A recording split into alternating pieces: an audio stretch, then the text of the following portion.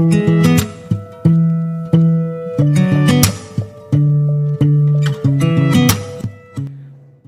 kesempatan kali ini izinkan saya mengucapkan jazakumullah khairan katsir kepada panitia yang telah mengundang saya, gitu ya. Semoga panjenengan dengan susah payah yang ada mengumpulkan jamaah untuk talabul ilmi, gitu ya. Insya Allah menjadikan panjenengan semua meningkat derajatnya di mata Allah Subhanahu wa taala. Amin amin ya rabbal alamin. Dan saya mohon izin untuk share screen dulu, gitu ya. Ada mungkin menjadi fokus kita ketika kita nanti berdiskusi, gitu ya, syir'ul fikr, gitu ya, berkaitan dengan masalah parenting ini. Saya jujur kemarin sempat kaget, gitu ya, ketika diberi undangan oleh panitia masalah parenting, gitu ya. Kenapa? Wah, ini langsung saya Masya Allah luar biasa. Karena rata-rata nanti jamaahnya adalah mahasiswi, gitu ya. Dan sudah berpikir bahwasanya negeri ini akan hidup itu dengan baik ketika calon-calon ibunya itu baik, gitu. Masya Allah. Jadi jauh-jauh hari sudah memikirkan tuh luar biasa. Maka saya apresiasi kepada panitia yang membuat tema terkait dengan parenting. Saya pikir ini termasuk keberanian yang luar biasa. Karena biasanya kalau mau ngomong tema parenting, memang sudah menikah gitu. Ini enggak gitu ya. Mungkin hampir 100% belum ada yang menikah, tapi mungkin ada 1% ya, atau 10% gitu ya. Tapi rata-rata mungkin belum menikah. Baik, saya share screen terlebih dahulu.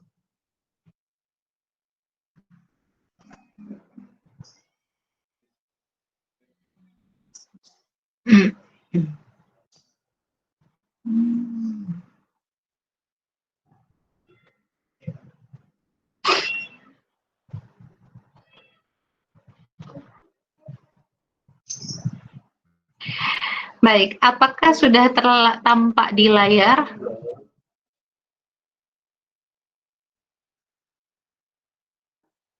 Oke, apakah sudah tampak di layar?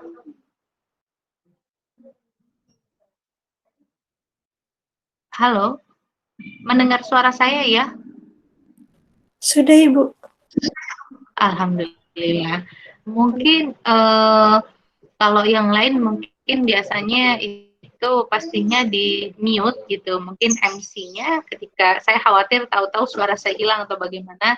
Jadi mungkin panjenengan nggih yang memberikan respon ketika saya bertanya, atau kalau yang lain mau di unmute silakan, gitu, tidak masalah buat saya. Baik. Kita akan bicara mengenai bagaimana mendidik anak berfondasi Islam di era milenial. Saya sebenarnya sedih sekali ketika kita mau menyampaikan materi ini. Saya sendiri belum merasa jauh dari kesempurnaan mendidik anak, gitu ya, berfondasi Islam di era milenial ini. Saya sendiri masih dalam proses berusaha memaksimalkan, mengoptimalkan harapan, gitu ya, dan apa akidah yang ada dalam diri saya. Tapi yang perlu kita pahami adalah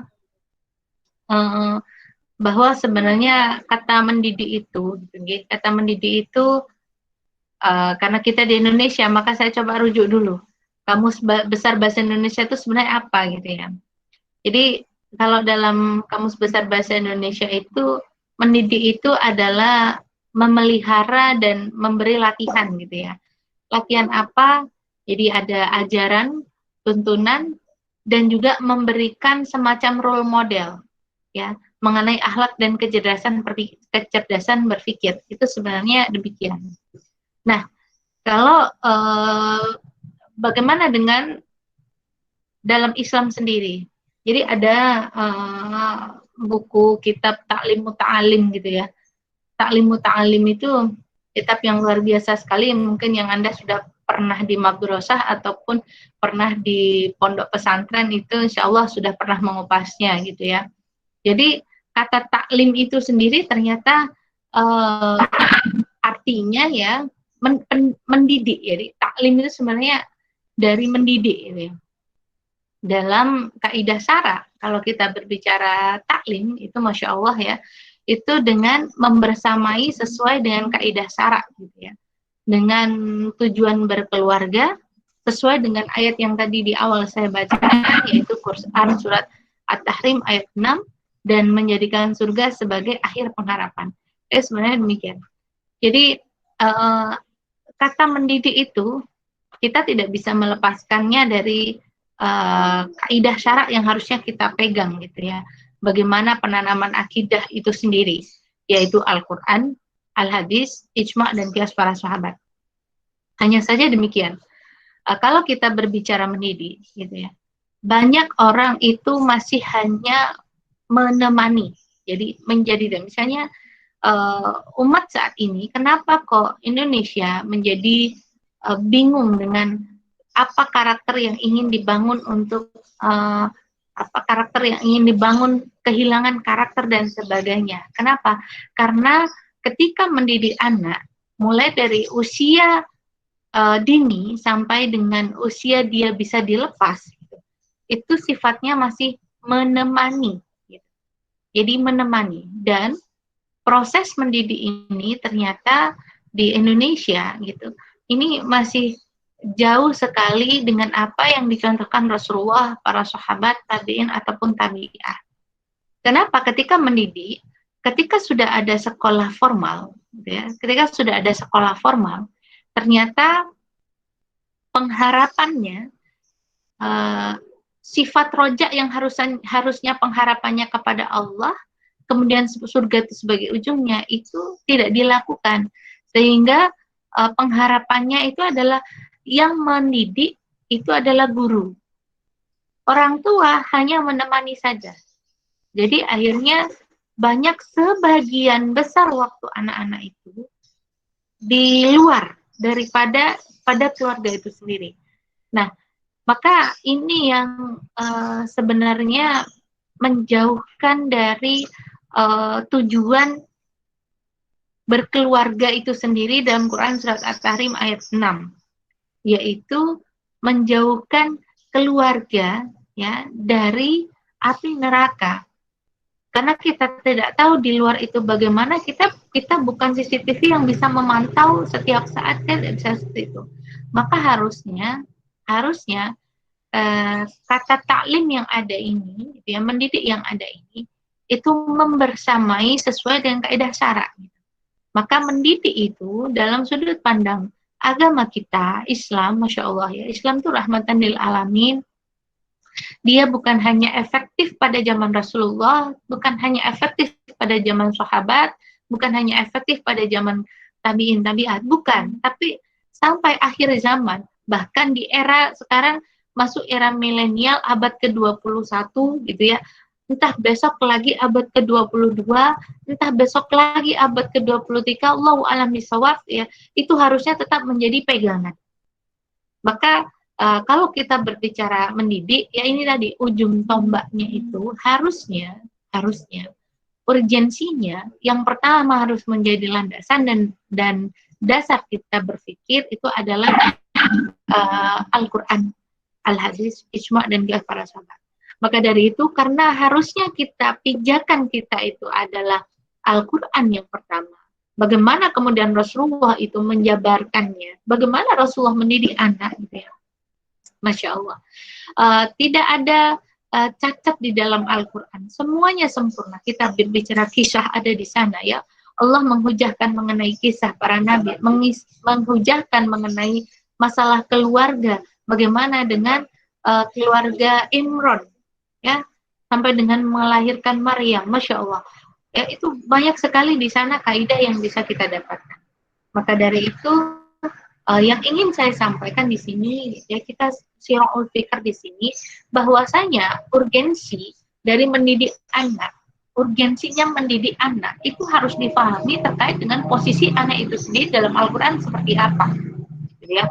Kalau kita bicara posisi anak sendiri dalam Al-Quran, ya, mungkin panjenengan sudah sangat mengenal sekali dengan gurunda saya gitu. Gurunda, kalau jenengan kenal berarti mungkin gurunda jenengan juga gitu ya, Ustadz ya, Asy'ari Hafizullah ya. Masya Allah ya. Beliau adalah pakar parenting nabawiyah yang sampai dengan saat ini memiliki berkomitmen untuk membuat gemilang di usia muda, ya, di usia anak-anak, ya. Maka urgensi mendidik anak itu dalam Al-Quran yang beliau sampaikan dan tidak ada celah, gitu ya. Dan tidak ada celah. Ya, memang di Al-Quran ya hanya ada 5 ini, gitu. Ya. Yang pertama, anak sebagai hiasan hidup. Ya, kalau kita perhatikan di dalam Quran surat Ali Imran ayat 14, ini berkaitan dengan urgensinya, itu seperti apa? Maka anak itu memang menjadi hiasan hidup kita. Jadi Quran surat 14 ya, disebutkan bahwasanya dijadikan indah pada pandangan manusia kecintaan kepada apa-apa yang diingini, yaitu wanita-wanita, anak-anak, harta yang banyak dari jenis emas, perak, kuda pilihan, binatang-binatang ternak dan sawah ladang, itulah kesenangan hidup di dunia. Dan di sisi Allah lah tempat kembali yang baik. Apa itu tempat kembali yang baik? Yaitu jannatul. Jadi surga. Ya. Maka kalau kita perhatikan urgensi mendidik anak ini, ternyata anak sebagai hiasan hidup itu, kalau dia itu, contoh begini, nanti ketika Anda berkeluarga, selelah-lelahnya apapun Anda, tapi ketika Anda masuk rumah, lelah itu hilang. Ketika Anda melihat anak, mungkin Anda sering diskusi gitu ya, mungkin dengan dosennya atau capek ketika pulang, lihat anak, itu hilang capeknya. Ya. Anak itu memang sebagai hiasan hidup, ya. Masya Allah. Ya. Dan itu sudah hujahnya Allah. Tetapi hati-hati, hiasan hidup ini juga bisa melenakan. Maka dari itu, di ayat lain disebutkan bahwasanya anak itu sebagai cobaan hidup. Nah, ini urgensi mendidik anak, kita harus paham. Bagaimana ketika kita memposisikan dia sebagai hiasan hidup, bagaimana ketika kita memposisikan ternyata Masya Allah anakku adalah sebagai cobaan hidupku. Ya.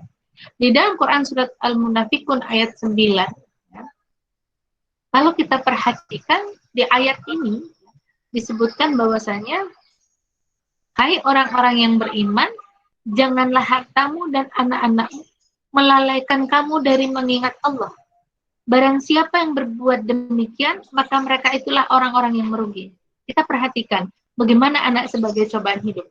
Tidak sedikit orang itu bekerja, ya, ketika sudah berkeluarga, yang difikirkan adalah saya harus menabung, saya harus bekerja keras, sehingga tabungan saya banyak, sehingga nanti saya bisa menyekolahkan anak, bahkan mungkin dengan hal-hal yang haram. Saya akan mendepositokan uang saya, gitu ya.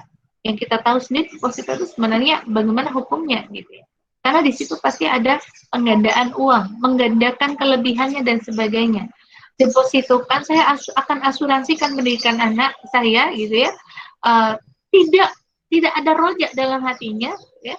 Tidak ada pengharapan kepada Allah. Jadi tidak menggelantungkan harapannya hanya kepada Allah, tidak, tapi hanya berkaitan dengan urusan dunia, sehingga anak saya nanti bisa jadi dokter kah, anak saya menjadi seorang ilmuwan, anak saya bisa menjadi ini itu dengan biaya yang sangat besar, yang dipikirkan hanya demikian.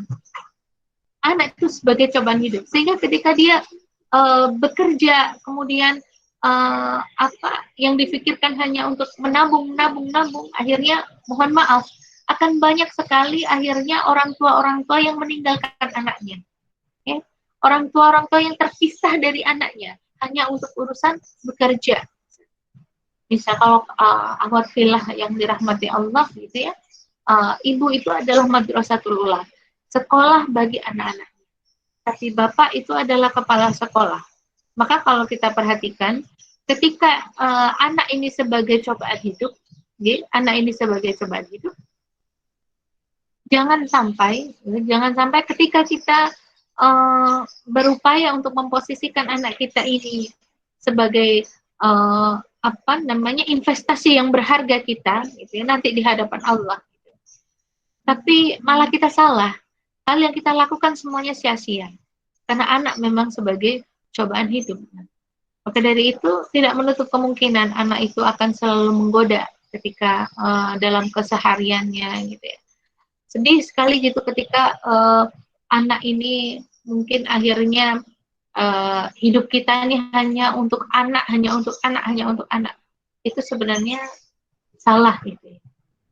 Karena hidup kita itu hanya satu, hanya untuk Allah Subhanahu wa taala, ya. Dan kalau kita perhatikan kembali gitu ya, di Quran surat Al-Anfal ayat 28 juga disebutkan bahwasanya dan ketahuilah bahwa hartamu dan anak-anakmu itulah sebagai cobaan dan sesungguhnya di sisi Allah lah pahala yang besar. Makanya kadang ada orang tua tuh yang sedih gitu, ya Allah, saya kuliah soro-soro, menyekolahkan anak soro-soro lah, anaknya ternyata ya mendapatkan informasi anaknya foya-foya jauh dari orang tuanya, diewangi hutang sana sini, ternyata anaknya foya-foya gitu ya, Masya Allah. Subhanallah, jika kita mengetahui bahwasanya anak itu sebagai cobaan hidup ya banyak sekali gitu ya, mulai dari dia sakit, mulai dia senang, jadi susah senangnya itu adalah sebagai cobaan hidup kita. Nah, itu demikian gitu ya. Yang berikutnya adalah anak yang lemah. Allah menghujahkan bahwasanya memang anak itu di dalam ayat Allah disebut lemah itu yang seperti apa? Ternyata gitu ya, ini beberapa waktu lalu pun pada saat saya mengisi kajian di sebuah majelis ilmu gitu ya, majelis taklim juga gitu. Kebetulan juga dari adik-adik rata-rata remaja dan mahasiswa juga gitu ya. Ada pertanyaan ketika orang tua saya begitu ketakutan gitu ya kalau saya tidak menjadi ini dan itu. Masya Allah. Coba ini diperhatikan. Di dalam Quran surat An-Nisa ayat 9 disebutkan bahwasanya dan hendaklah takut kepada Allah orang-orang yang seandainya meninggalkan di belakang mereka anak-anak yang lemah ya, yang mereka khawatir terhadap kesejahteraan mereka ya.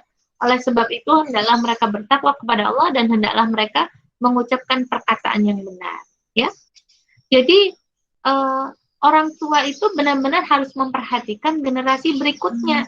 Jangan hanya difikirkan saat ini, tapi berikutnya bagaimana dia bisa menjadi madrasatul ula, bagaimana dia bisa menggenggam kegemilangan ke depan itu seperti apa. Itu harusnya difikirkan, bukan hanya berorientasi pada urusan dunia. Akhirnya apa? Bunyinya adalah di usia anak-anak yang harusnya dia sudah bisa mandiri, usia mandiri itu mana?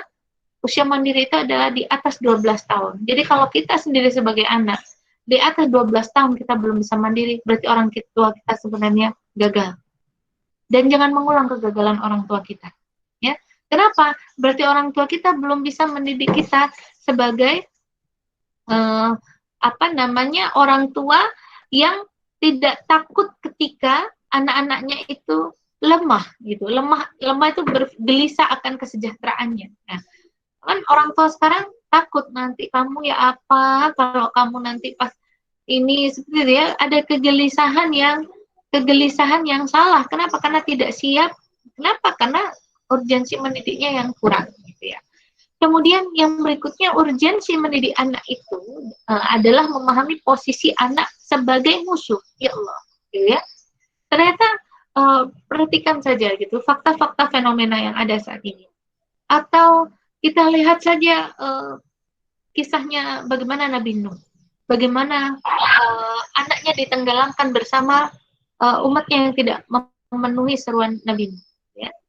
Bagaimana kita perhatikan lagi mungkin kalau saat ini gitu ya, anak sebagai musuh, berita-berita yang luar biasa sekali, banyak sekali, hampir setiap hari pasti ada gitu ya.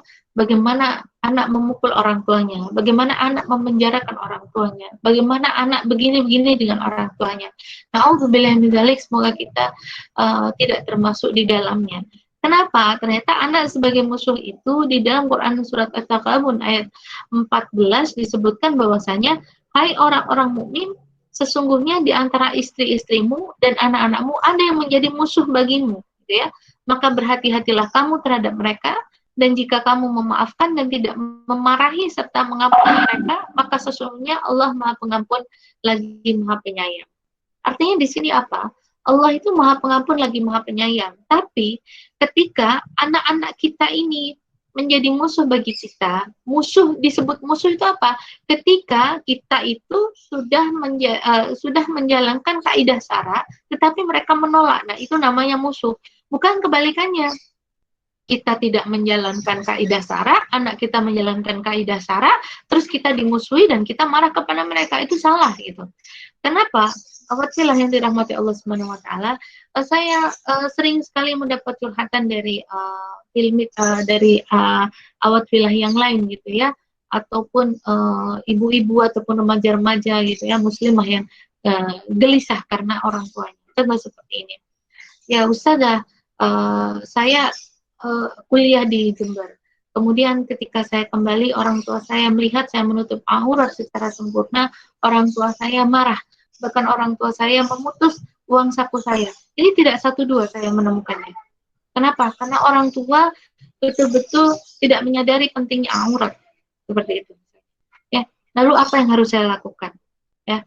Nah, kalau yang seperti ini, Masya Allah, sebenarnya anak itu sebenarnya sudah masuk dalam menyejukkan pandangan. Yang menjadi ujian bagi anak itu sebenarnya orang tuanya malah gitu ya. Jangan kita sampai seperti itu. Ya. Nah, maka anak sebagai ini itu seperti apa ketika kita mengajarkan hal yang baik gitu ya, sesuai dengan kaidah syara, bagaimana harus begini, harus begitu, bagaimana harus menanamkan akidah, akhlak, adab, munak, tapi anak-anak kita masih belum. Nah, kemudian anak-anak kita malah merongrong kita, anak-anak kita malah memusuhi kita gitu ya, bahkan mungkin memutus silaturahmi dengan kita.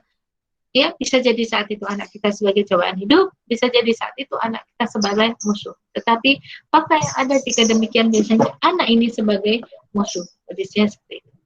Maka beruntunglah ketika urgensi mendidik anak ini kita fokuskan pada bagaimana anak itu bisa menyejukkan pandangan kita. Dan ini ada pada Quran Surat Ali Imran ayat 38 serta Quran Surat Al-Furqan ayat 74. Di mana dalam Quran Surat Ali Imran ayat 38 disebutkan bahwasanya di sanalah Zakaria mendoa kepada Tuhannya seraya berkata, jadi Nabi Zakaria pernah berdoa gitu ya, ya Tuhanku, berilah aku dari sisi Engkau seorang anak yang baik, sesungguhnya Engkau Maha Pendengar doa ini. Dan ini sering kita harus kalau udah mau menikah gitu ya, itu hafalin ini ya, hafalin doa ini gitu ya, Robbi habli minal ladunka dzurriyyatan thayyibah gitu ya, Robbi habli sholihin, itu kita minimal kita berdoa, ya Allah ya, berikan anak-anak yang solih gitu ya, kemudian berikan kebaikan, itu kita berdoa seperti itu. Nah, kemudian di dalam Quran Surat Al-Furqan ayat 74 juga disebutkan bahwasanya, dan orang-orang yang berkata, ya Tuhan kami, anugerahkanlah kepada kami istri-istri dan keturunan kami sebagai penyenang hati, dan jadikanlah kami imam bagi orang-orang yang bertakwa. Maka ketika kita melihat menyejukkan pandangan ini, yang perlu diperhatikan ternyata ketika kita mendidik itu, ada hal. Satu, di dalam Quran Surat Al-Furqan ayat 74, kita jangan salah memilih bibit. Hanya awat filah yang dirahmati oleh Allah Subhanahu wa taala. Panjenengan ini adalah calon madrasatul ula. Kalau jenengan pengen jadi anaknya nanti anak-anak yang solihah, maka panjenengan sendiri harus menjadi harus menjadi orang yang solihah. Pun begitu pula, karena ini mungkin masih banyak yang belum menikah, mumpung masih ada masanya panjenengan mencari, berikhtiar. Jodoh itu memang akan datang, tapi jodoh itu datang sesuai dengan kebiasaan kita. Kalau panjenengan biasa berbuat maksiat, tidak menutup kemungkinan jodoh itu akan datang bersama kemaksiatannya. Jika panjenengan sering berbuat kebaikan, maka insya Allah itu akan mendatangkan jodoh Anda bersama dengan kebaikan yang biasa Anda buat. Maka dari itu pilihlah bibit yang baik, gitu ya. Pilihlah bibit yang baik sehingga panjenengan mendapatkan pasangan yang sesuai dengan harapan sehingga bisa menyejukkan pandangan. Maka dari itu tantangan mendidik anak saat ini, gitu ya. Kalau saya ditanya tantangan mendidik anak saat ini itu apa? Sebenarnya tantangannya hanya satu. Bagaimana ketika mereka bisa memecahkan masalah mereka yang berkaitan dengan banyak hal. Misalnya berkaitan dengan fisik mereka, berkaitan dengan mental mereka. berkaitan dengan sosial mereka, berkaitan dengan emosi mereka di era-era abad 21 ini gitu ya. Saya tidak bilang ini era milenial saja gitu ya, karena abad 21 itu panjang gitu ya. Bisa saja nanti bukan hanya era milenial yang muncul, tapi eranya adalah era destruktif. Masya Allah ya, semoga kita terjauhkan dari era destruktif yang luar biasa sehingga kita jauh dari kaidah sana. Maka ketika kita akan mendidik anak itu adalah bagaimana memecahkan masalah mereka ya, berkaitan dengan kondisi fisik, mental, sosial, dan emosi mereka di era milenial ataupun destruktif yang ada sesuai dengan kaidah syara. Nah, ini sebenarnya tantangan gitu ya. Bagaimana contohnya saja, bagaimana kita bijak ketika mereka itu memiliki di era gadget saat ini. Bagaimana mereka bijak, oh iya, mata ini tidak boleh terzolimi, maka saya tidak boleh melihat dengan seperti apa, ya. Bagaimana mata ini harus difahami. Oh, misalnya hujan ini kondisi mental yang baik gitu ya. Misalnya, alhamdulillah pagi ini hujan gitu ya, Allahumma sholli ala nabi'ah, dan ini masih gerimis gitu ya. Jangan lupa nanti di akhir berdoa ya.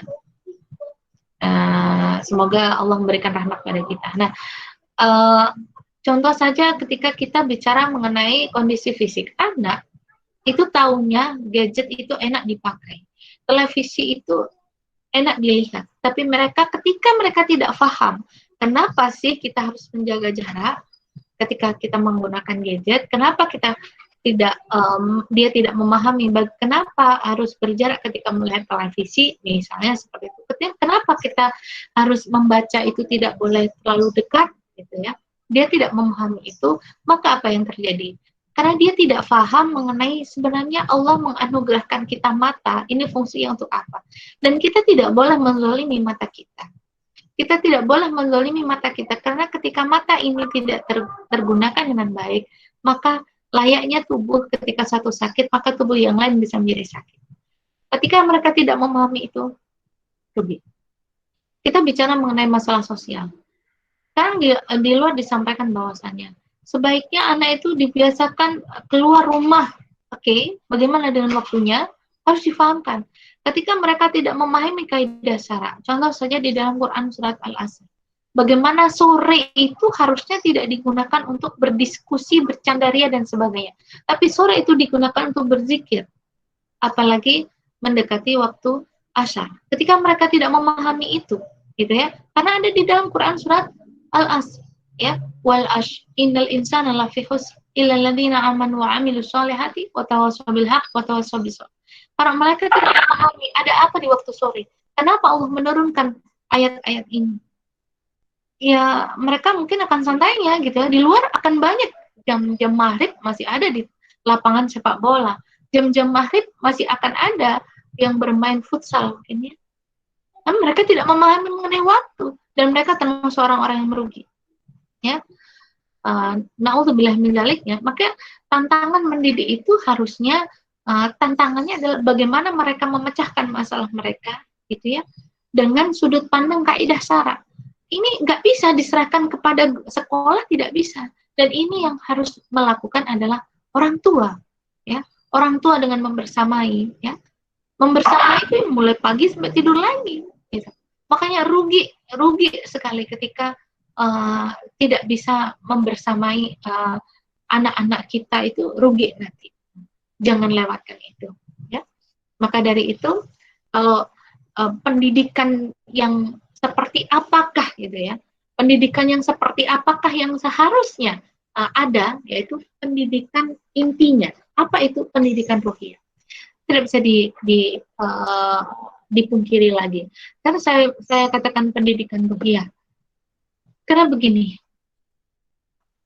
pendidikan sosial baik, tapi ketika ruhiyahnya tidak dibangun dengan baik, ya, ruhnya tidak dibangun dengan baik, maka dia di luar sebaik-baiknya pendidikan sosial yang ditanamkan oleh orang tuanya, ya, kemudian dia mengaplikasikannya. Tapi ketika ruhiyah ini tidak ada, hati-hati. Maka di luar sana bisa jadi kemaksiatan yang dilakukan. Kenapa? Karena dia tidak memahami mana yang hak, mana yang batil. Ya. Maka dari itu, ketika kita bicara pendidikan ruqyah ini, sebenarnya apa itu pendidikan ruqyah? Kalau kita berbicara pendidikan ruqyah, ya, ruh itu sebenarnya kan tempat bersemayamnya akidah. Jadi Ibnu Qayyim Az-Jauziyah itu mengatakan tubuh manusia itu dibagi menjadi 3. Ya. Ada yang namanya nafs. Nafs itu perasaan kita, ya, nafs, ya. Ya, ada yang namanya jism, ya. Jism itu jasad kita, ya. Ada yang namanya ruh. Nah, ketika ruh ini sangat mempengaruhi yang namanya nafs kita, gitu ya. Sangat mempengaruhi yang namanya jism kita, ya, jasad kita. Maka ruh itu sebenarnya tempat bersemayamnya akidah, ya. Ruh itu tempat bersemayamnya akidah, nilai, segala unsur yang membedakan manusia dengan makhluk lainnya. Maka ketika ruhnya ini tidak terbangun, contoh saja, ketika ruhnya tidak terbangun dengan baik, wajar ketika dia adabnya baik, ya, mohon maaf, bukan adab, ya, pendidikan sosialnya baik, orang tuanya menghormati, ya nak, ini, tapi karena dia tidak ada ruhnya, apa yang terjadi? Bisa jadi dia anaknya ini baik, nggak banyak omong, diem, gitu ya, tapi walam bisawab ternyata qadarullah, gitu ya. Dia ternyata mungkin NBA, gitu ya, nikah by accident. Kenapa? Karena melakukan pelanggaran syariat, yaitu berhubungan dengan temannya, misalnya. Anak itu nggak pernah kelihatan pacaran kemana-mana kok. Pernah nggak yang lihat anaknya diem, ini ternyata seperti itu. Kenapa? Karena pendidikan sosial yang diberikan oleh keluarganya tidak dibarengi dengan pendidikan ruqyah. Nah, dan pendidikan ruqyahnya tidak sesuai dengan kaidah syara. Maka kalau kita berbicara pendidikan ruqyah sebagai inti ini, yang harus diperhatikan adalah ada masanya, yaitu masa pendidikan sebelum melahirkan. Maka kalau kita bicara masa pendidikan sebelum melahirkan, yang perlu diperhatikan itu tadi yang di awal saya sampaikan. Sudahkah kita memilih pasangan yang baik? Kalau laki-laki, sudahkah memilih rahim yang baik untuk anak-anak kita? Background itu sangat penting sekali. Makanya Rasulullah itu, ya, orang Jawa itu benar, ya, bibit bobot bebet, ya ada benarnya. Tapi yang penting itu bibit sebenarnya. Bibit di mana di dalamnya bibit itu harus sesuai dengan akidah Islam. Nah, jadi pendidikan sebelum melahirkan itu ibunya udah tahu, oh di dalam perut apa yang harus saya lakukan kepada anak-anak saya. Ya? Apa yang harus saya makan. Ketika anak kita dalam perut saja sudah pernah memakan hal yang haram, jangan meminta anak kita menjadi anak yang sami'na wa ata'na terhadap orang tuanya kelak. Karena dia sudah tahu, sudah pernah merasakan makanan yang bukan yang halal. Ya. Ada juga pendidikan sebelum masa buayan. Nah, ini ruqyah itu seperti itu, ya. Pendidikan sebelum masa buayan. Jadi mohon maaf, pendidikan masa buayan nih, Mas. Jadi pendidikan sebelum melahirkan, pendidikan saat masa buayan. Masa buayan itu apa? Masa ketika dia masih kanak-kanak. Jadi mulai dari dia lahir sampai dengan usia berarti 5 tahun, ya, 5 tahun. Itu masa-masa dia butuh mendapatkan role model karena daya ingat itu ada di situ. Ya, kemudian masa sebelum tamyiz. Nah, masa sebelum tamyiz itu seperti apa? Masa antara 5 sampai dengan tamyiz itu masa dia ketika sudah balik. Bisa jadi dia balik 10 sampai dengan 12 tahun. Itu masa tamyiz. Setelah masa tamyiz gimana? Dia diajarkan kemandirian dan sebagainya. Maka dari itu ketika kita berbicara pendidikan ruqyah ini, yang perlu diperhatikan adalah bagaimana mengetahui kewajiban orang tua dulu. Kewajiban orang tua terhadap anak itu apa? Jadi sebelum kita menikah gitu, ya, kita harus belajar. Mau jadi orang tua harus tahu kewajibannya orang tua apa.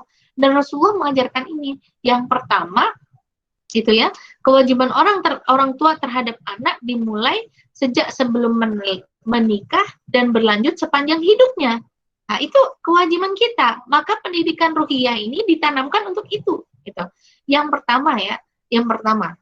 Nah, kalau kita menjadi orang tua, ada kewajiban yang ini sangat berpengaruh terhadap kedepannya, generasi kedepannya di keluarga itu apa itu? Yaitu berusaha mencarikan istri yang baik agamanya, suami yang baik agamanya untuk anak-anaknya.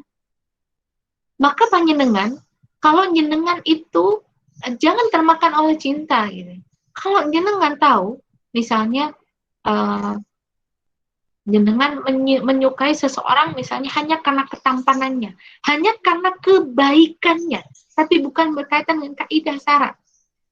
Ya, kemudian jenengan menyampaikan kepada orang tua Anda, ternyata orang tua Anda tidak setuju karena apa? Karena dia tidak sholat baik. Menurut Anda dia baik, nah itu mah bisa dilakukan Bunda, itu nanti bisa kalau setelah menikah saya ajarin. Seberapa besar azam Anda untuk bisa merubah dia? Ingat, dia adalah seorang imam. Ya, maka kewajiban orang tua memastikan bahwa anaknya benar-benar menikah dengan orang yang solih. Sehingga generasi berikutnya adalah generasi yang baik. Ya, maka jangan baper nih ya, saya ketika bilang begini, waduh, jangan baper dulu ya. Yang berikutnya, bertempat tinggal di lingkungan muslim. Ini pendidikan sebelum melahirkan luar biasa, bahkan sampai setelah. Jadi kalau panjenengan orang tua kita saat ini tidak berada di lingkungan yang kondusif ya, jauh dari masjid, mau ini aja susah misalnya gitu ya. Bagaimana nanti ke depannya? Maka dari itu kita ini diminta untuk hidup di dekat orang-orang muslim yang baik, yang meningkatkan ibadahnya. Kan sekarang tuh banyak tuh ya, perumahan-perumahan yang besar sekali, ya, yang masjidnya aja jaraknya jauh, orang mau ke masjid aja susah, tapi itu malah disenangi, hati-hati, itu dunia. Ya, maka pendidikan sebelum melahirkan penting. Bagaimana dia hamil, dia di lingkungan yang seperti apa? Kalau lingkungannya yang mengajak dia untuk hadir dalam sebuah kajian, taklim muta'alim, selalu dan sebagainya, insya Allah di dalam anaknya akan berkembang dengan baik. Apalagi sebelum melahirkan itu anaknya mulai dari awal dikumandangkan oleh ayat-ayat Allah. Bukan hanya disetel murotal, tapi orang tuanya melafalkan ayat-ayat Allah. Orang tuanya melafalkan sabda-sabda Rasulullah. Masya Allah. Ya. Nah, berikutnya. Mengikuti sunnah saat melakukan hubungan intim. Nah, ini sebenarnya kewajiban. Makanya, mohon maaf, karena ini pendidikan ruhiyah, maka nanti Anda menikah, kalau mau menikah, tujuannya pasti pengen punya anak. Nah, pada saat Anda hamil, jangan sampai ketika Anda mau hamil, ya mohon maaf, Anda mau hamil setelah menikah gitu ya, wah karena saking sudah, wah ini udah selesai akad nikah, mau berhubungan, mau jima, lupa dengan doa. Ya, itu inti. Bagaimana Anda mau melahirkan yang baik ketika Anda berhubungan disertai dengan setan? Na'udzubillahi min dzalik. Maka pendidikan sebelum melahirkan ini penting. Ya. Maka bagaimana proses Anda bikin anak ini penting banget ini. Itu pendidikan, sebuah pendidikan. Bukan masalah 2 jam tidak boleh pegang gadget. Di awal dulu gitu. Ya. Sebelum masuk ke situ tuh di awalnya harus seperti itu. Sehingga anak itu benar-benar birrul walidainnya tertanam karena dengan menanamkan benih-benih yang bersih, ya, benih-benih yang sesuai dengan fitrahnya, sesuai dengan kaidah syar'i. Ya. Yang berikutnya adalah pendidikan ruhiyah.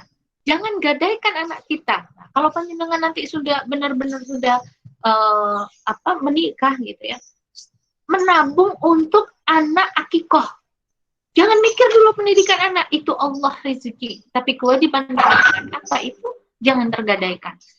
Banyak sekarang ahwat fillah yang dirahmati Allah bertanya kepada saya, Ustazah, sampai sekian saya belum akikoh. Padahal harta kayaknya banyak banget gitu ya. Nauzubillah dari. Semoga panjenengan semua yang di sini sudah diakikohi oleh orang tua. Jika belum, tanyakan kepada orang tua Anda, tunaikan. Karena itu pendidikan ruhiyah supaya tidak tergadai, amal perbuatannya tidak tergadai. Ya. Oke.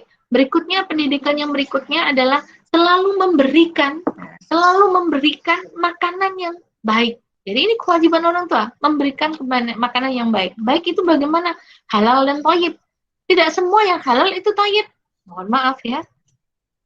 Mohon maaf, saya katakan mohon maaf ya. Kalau mungkin ada yang suka cilok gitu ya. Cilok di pinggir jalan di mana banyak debunya gitu ya, dipegang sausnya sama orang banyak, menurut panjenengan itu thayyib tidak? Halal dan thayyib. Bukan hanya halal dan thayyib. Mohon maaf, sekarang ada keripik harganya ratusan juta. Halal, toib tidak? Ini mempengaruhi pendidikan ruhiyah pada anak. Maka jangan salahkan ketika Anda suka makan yang demikian, maka nanti ketika anak-anak lahir, anak-anak jadi anak yang boros. Jangan salahkan. Karena pendidikan di awal sudah salah. Ya. Jadi pendidikan ruhiyah itu inti. Nah, ya. Kemudian mengajarkan anak Al-Quran mulai dari dia sebelum lahir sampai setelah tangis. Jika bisa, sampai dia tangis. Kenapa? Karena setelah tamyiz, setelah balik, dia sudah nggak usah ditanya lagi. Ya Allah, akan menjadi qurratun ayun ketika anak itu tahu-tahu bangun malam. Anak itu tahu-tahu berpuasa, minta puasa sendiri, puasa sunnah. Anak itu tahu-tahu meminta untuk didoakan. Ya, itu akan menjadi qurratun ayun sendiri, menyejukkan pandangan betul-betul ya Allah gitu ya. Itu dari apa? Dari bibit di awal. Apa yang Anda ajarkan? Jadi belajar dari filosofinya pohon. Ya. Apa itu? Buah itu tidak jauh jatuh dari pohonnya. Seperti itu.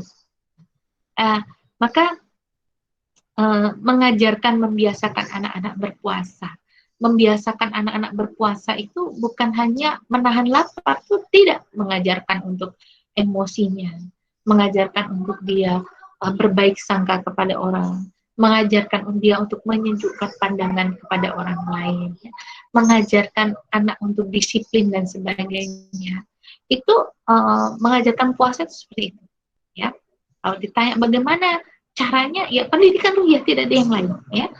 Kemudian kalau anak-anak Anda perempuan gitu ya, karena ini masalah sosial ya, yang sangat eranya luar biasa di era abad 21 ini, yang perlu diperhatikan apa? Jangan sampai anak kita ini, kalau anak perempuan ataupun laki-laki, tidak mengerti mana yang harus saya tutup aurat saya. Maka pendidikan dari kecil sedini mungkin, ajarkan mengenai aurat, mana auratmu, mana yang harus kamu tutupi. Na'udzubillah. Saya sering melihat sekali mahasiswa, kalau mahasiswi dia menutup aurat tapi belum sempurna, mungkin saya husnudon, dia masih belum mengetahui, mungkin saya berhusnudon karena dia belum begini. Tapi kalau laki-laki, kalau masalah aurat ini, biasanya yang diuplak-uplak ini perempuan, padahal saya paling malu melihat laki-laki sepak bola menggunakan celana pendek, di mana itu di atas lututnya, jauh di atas lututnya. Itu saya sering melihat, apalagi kampus saya dekat sekali dengan lapangan, ya, baik itu lapangan sepak bola ataupun lapangan basket, itu di belakang ada, ataupun di sebelah UMC itu gitu ya. Saya sedih gitu, ya Allah, siapa yang mengingatkan mereka? Pasti orang tuanya belum mengingatkan mereka. Bisa jadi orang tuanya tidak mengingatkan mereka, atau bisa jadi orang tuanya tidak tahu. Kenapa? Karena tidak ada ilmunya. Maka untuk pendidikan ruhiyah ini, apa yang harus dilakukan lagi, yaitu tolabul ilmu. Untuk siapa? Untuk orang tuanya. Sampai kapan orang tua harus menuntut ilmu? Sampai liang lahat. Ada usianya. Karena anak kita, ketika anak kita ini sudah menginjak usia tamyiz, mungkin dia akhirnya usia tamyiz itu setelah balik, dia akhirnya usia menikah, ada pihak ketiga yang harus membantu, memberikan solusi dan sebagainya. Kalau kita tidak tahu bagaimana wacana solusinya dalam kaidah Islam, maka dia akan mencari ke yang lain. Akhirnya apa? Banyak sekali terjadi perceraian dan sebagainya. Ya. Nauzubillah min dzalik. Semoga Allah menjauhkan kita dari hal-hal demikian. Intinya adalah bagaimana tipsnya mendidik anak di usia milenial itu. Yang pertama dan utama, tidak ada yang lain, yaitu pendidikan ruhiyah. Karena dari pendidikan ruhiyah inilah nanti akan terbangun pendidikan yang namanya pendidikan sosial. Akan ada namanya pendidikan sosial dengan memperhatikan adab-adab. Akan ada pendidikan ekonomi yang dia akan memperhatikan kepentingan umat. Akan ada namanya pendidikan akhlak gitu ya, yang dia akan memperhatikan mana kewajiban, mana menjadi tanggung jawab, dan mana menjadi hak dia dan sebagainya. Ya. Jadi sebenarnya akhwan akhwat fillah yang dirahmati Allah, kalau kita berbicara masalah parenting itu luar biasa sekali. Dan saya kalau duduk di majelis parenting itu kadang satu topik, hanya satu bab, ngomong pendidikan rupiah aja bisa 2 hari 2 malam, bisa, masya Allah panjang sekali.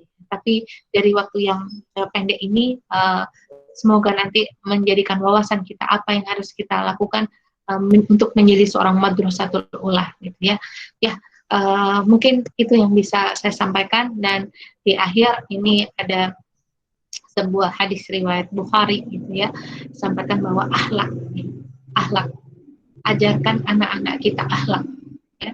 Lewat apa? Lewat ruqyah yang ada. Kenapa? Karena di luar saat ini banyak sekali yang mencoba mencari pendidikan yang tinggi tapi jauh dari akhlakul karimah, sehingga banyak sekali S3 ya masih saja korupsi, ya, profesor masih saja begini begitu, gitu ya.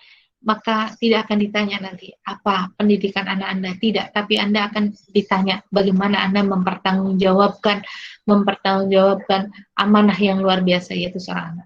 Maka tidak ada pemberian ibu bapak yang paling berharga kepada anaknya daripada pendidikan akhlak mulia. Maka berakhlaklah mulia, sehingga anak-anak kita nanti akan menjadi orang-orang yang bermanfaat, terutama bagi agama. Khairunas anfa'uhum linnas. Sebaik-baik manusia adalah manusia yang bermanfaat bagi orang lain.